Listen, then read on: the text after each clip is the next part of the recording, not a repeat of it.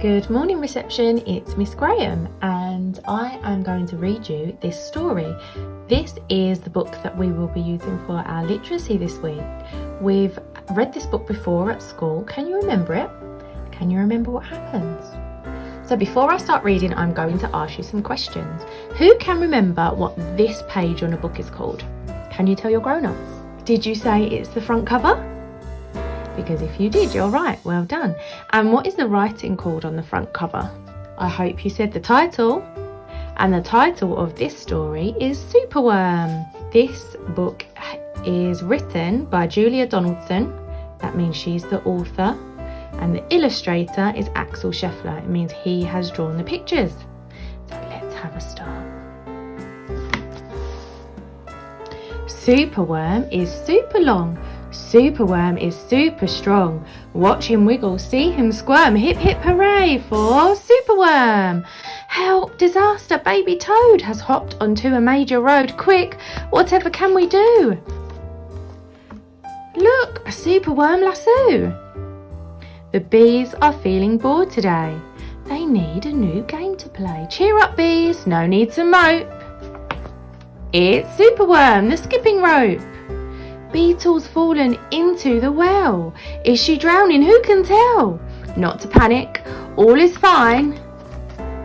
It's Superworm, the fishing line.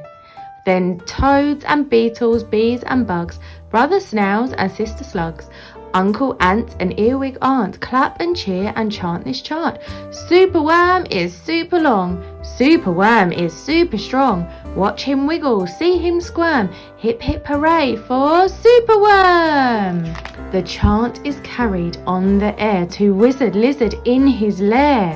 He mutters in his servant's ear, find that worm and bring him here. The servant crow is black and grim. Everyone is scared of him. They all let out a fearful shriek to see their hero in his beak.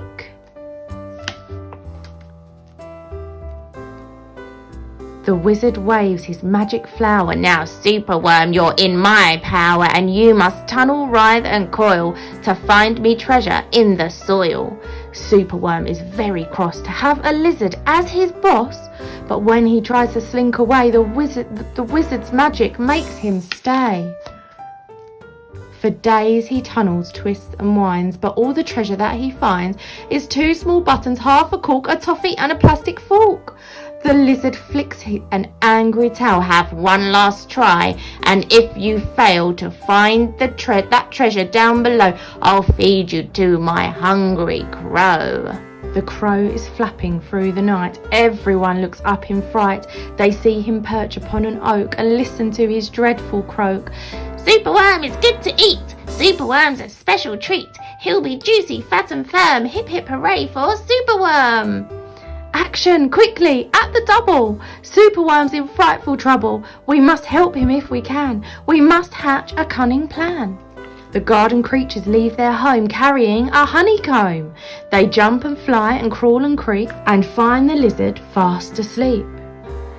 They chew the petals off his flower to rob him of his magic power. The caterpillars fetch some leaves while busily the spider weaves. The web is strong, the web is tough. The web is plenty big enough. The wizard wakes. This isn't funny. I'm wrapped in leaves and stuck with honey. Then up the bees and beetles fly and lift the web into the sky. This is the place, and bang, crash, thump. The wizard's in the rubbish dump.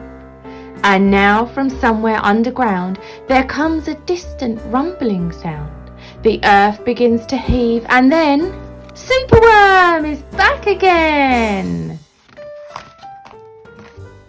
Superworm, the swing, the slide, the hula hoop, the fairground ride. Superworm, the belt, the hat, the crane, the train, the acrobat. Then toads and beetles, bees and bugs, brother snails and sister slugs, uncle ant and earwig aunt, clap and cheer and chant this chant. Superworm is super long. Superworm is super strong. Watch him wiggle, see him squirm. Hip hip hooray for Superworm. Did you enjoy that story? What was your favourite part of that story? Can you tell your grown-up?